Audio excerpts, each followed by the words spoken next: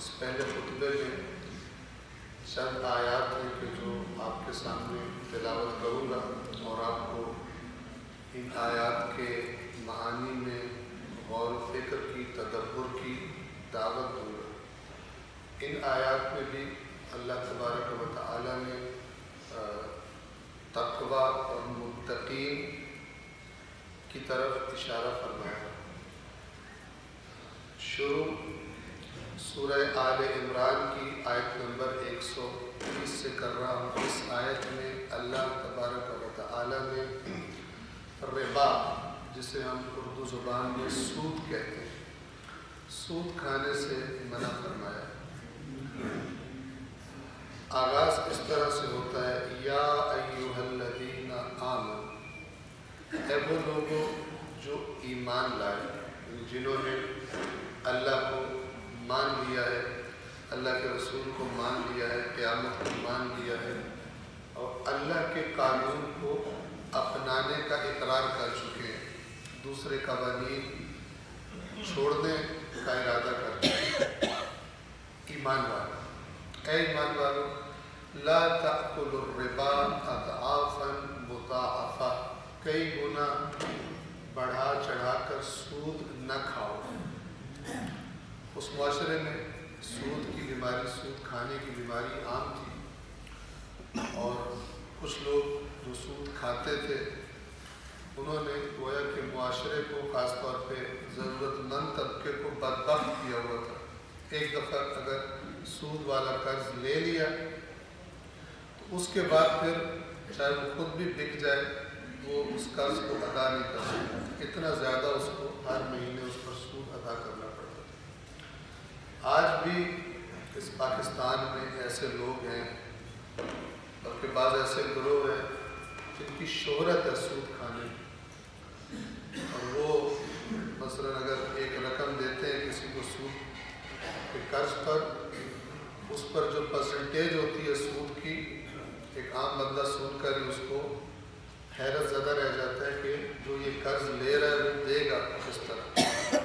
کہ بعض لوگ ایسے ہیں کہ اگر 1 لاکھ وہ سود پر دے رہے ہیں تو پہلے مہینے کا سود پہلے کاٹ کے دیتے ہیں ایڈوانس میں۔ ظلم کی انتہا یہ ہے کہ مثلا اگر 1 لاکھ روپیہ دے رہے ہیں، مثلا کہیں گے 5,000 روپیہ جو ہے یا 10,000 روپیہ جو ہے پہلے مہینے کا سود وہ ہم ایڈوانس میں لیں، رقم سے ہی کاٹ دیں۔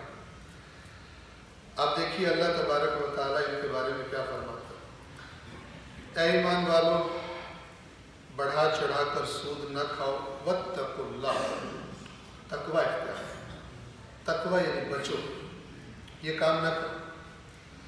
واتقوا اللہ لعلکم تفلحون، قرآن بہت ہی ایکوریٹ ہے، بہت ہی زبردست طریقے سے وہ باتیں بیان کرتا ہے جو کل قیامت کے دن اور مرنے کے بعد ہمارے سامنے آنے والی ہے۔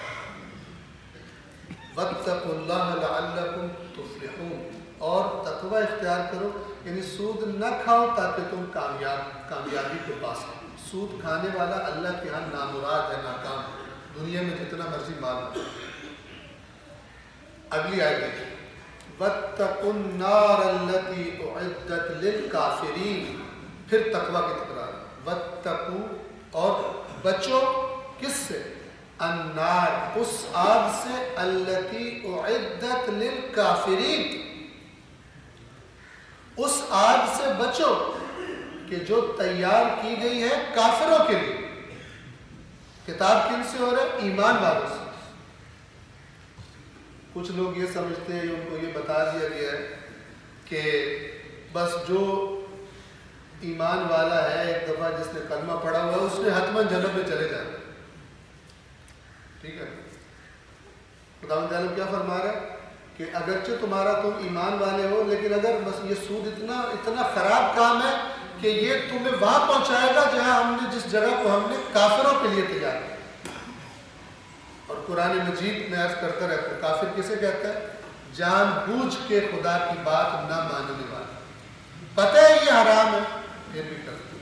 واتقوا النار التي اعدت للکافرین، اس آگ سے بچو جو کافروں کے لیے تیار کی گئی۔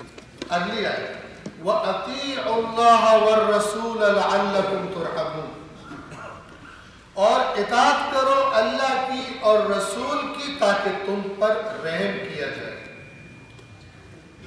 ویسے تو سب چیزوں میں اطاعت مراد ہے، لیکن یہاں خاص طور پر یہ جو گناہ اوپر ذکر ہوا اس کے معاملے میں خدا اور رسول کی بات مانو، سود کھانا چھوڑو۔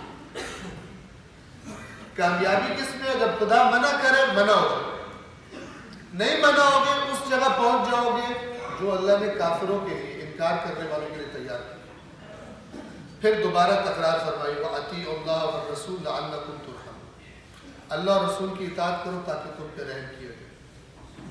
اب یہ گناہ کرنے سے اگر پہلے کوئی سود کھاتا رہا یا کوئی بھی گناہ کرتا ہے تو تم پیچھے رہ گئے ہو ان رحمتوں سے، اس خیر کے قافلے سے لوگ آگے بڑھ گئے، اب تمہیں کمپنسیشن کی ضرورت ہے۔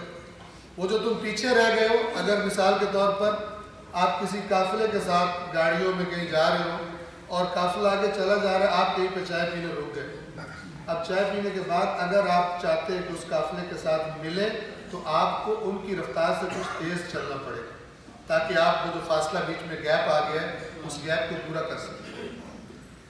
اس کی طرف قرآن اشارہ فرما رہا ہے وَسَارِعُوا إِلَىٰ مَغْفِرَةٍ مِّن رَبِّكُمْ، اور جلدی کرو اپنے رب کی جو مغفرت ہے اس کی طرف جانے، جلدی کرو۔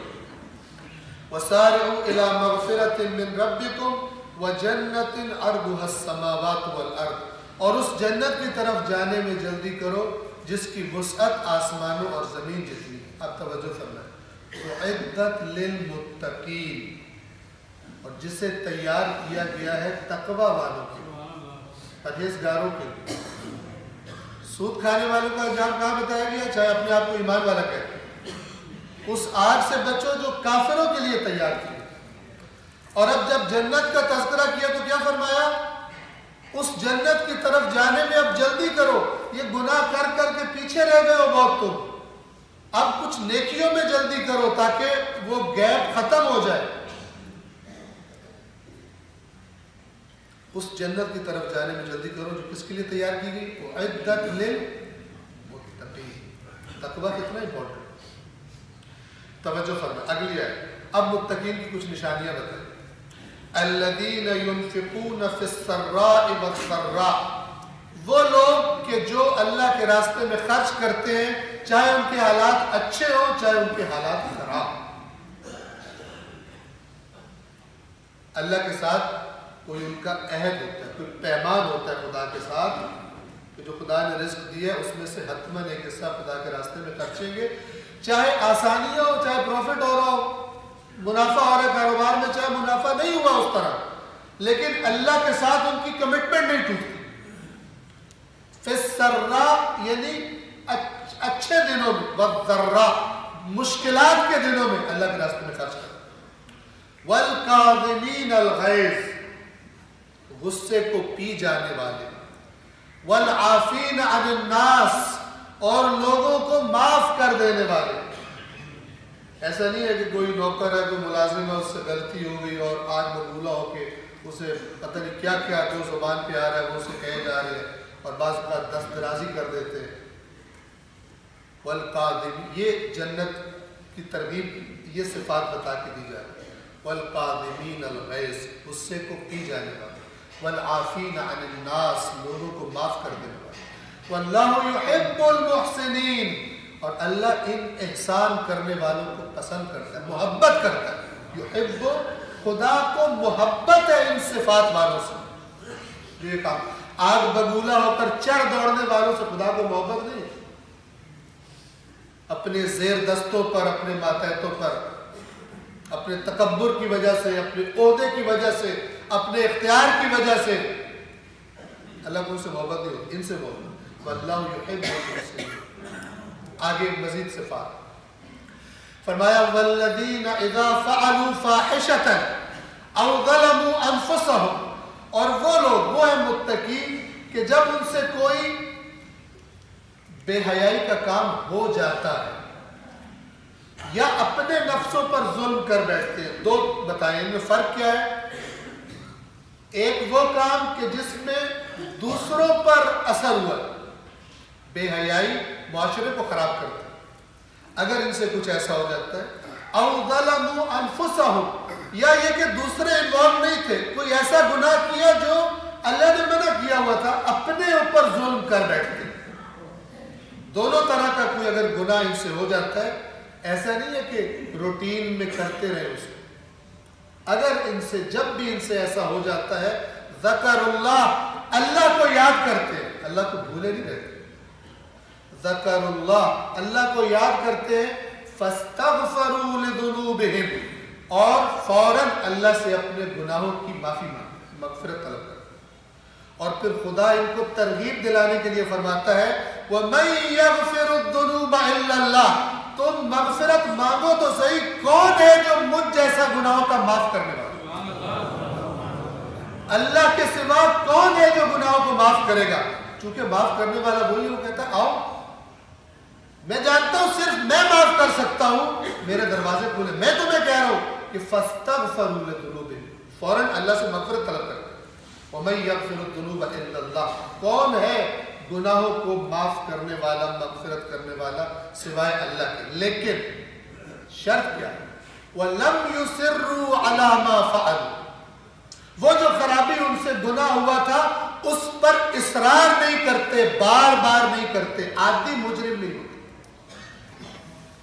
یہ نہیں ہے کہ رات کو جرم کیا صبح استغفر اللہ، پھر جرم کیا پھر استغفر اللہ، پھر کسی کا ہاتھ مارا پھر استغفر. یہ استغفار نہیں ہوتی، یہ اللہ کا مذاق اڑانا ہے، توہین ہے خدا کی. اہل بیت اطہار نے اپنی روایات میں بتایا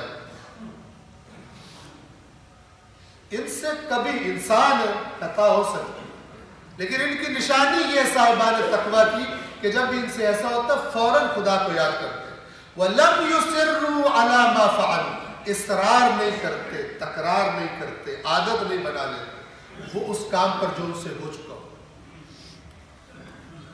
وَلَمْ يُصِرُّوا عَلَى مَا فَعَلُوا وَهُمْ يَعْلَمُونَ، اور ان کو اس بات کا علم، یہ خدا کا گناہ ہے، اس کو بار بار میں نے نہیں کیا. اب دیکھیں وہ جو فرمایا تھا نا کہ مغفرت کی طرف جلدی کرو، اب یہ صفات بتا کر اللہ کیا فرماتا ہے؟ اولئک جزاؤہم مغفرۃ من ربہم، یہ وہ لوگ ہیں جن کی یہ حالت ہوتی ہے، یہ صفات ہوتی ہے جن کی، یہ وہ لوگ ہیں جن کی جزا ان کے رب کی طرف سے مغفرت ہے. یہ نہیں ہے کہ ڈرامہ بنایا ہوا ہے، خرابی بھی کرنی ہے، بعد میں کوئی آلٹرنیٹ جیسے بنا لیے گئے، استغفار کر لو تو 2 رکعت نماز پڑھ لو، گناہ نہیں چھوڑنا، زیارت کر لو، عمرہ کر لو تو یہ کر لو، یہ سب فراڈ ہے. قرآن پڑھنے والے کو پتہ ہے کہ یہ سب فراڈ ہے. خدا دین آیا ہی انسان کی اصلاح کے لیے، اسے خرابی کا لائسنس دینا تھوڑی ہے، خرابی بھی کرتا رہے اور پھر یہ چور دروازہ بھی ہے تیرے لیے یہاں سے بچ جائے گا کیونکہ تو اللہ کی ایک خاص پارٹی سے تعلق رکھتا ہے، ایک خاص فرقے سے تعلق رکھتا ہے.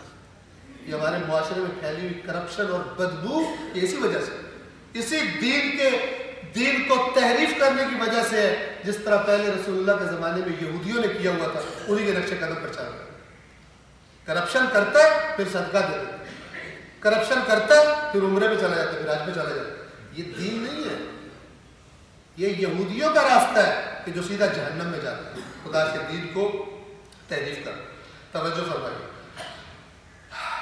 اولئک جزاؤہم مغفرۃ من ربہم وجنات تجری من تحتها الانہار خالدین فیہا، ان کے لیے جزا ہے ان کے رب کی طرف سے مغفرت اور وہ جنتیں جن کے نیچے نہریں جاری ہمیشہ اس میں رہیں گے.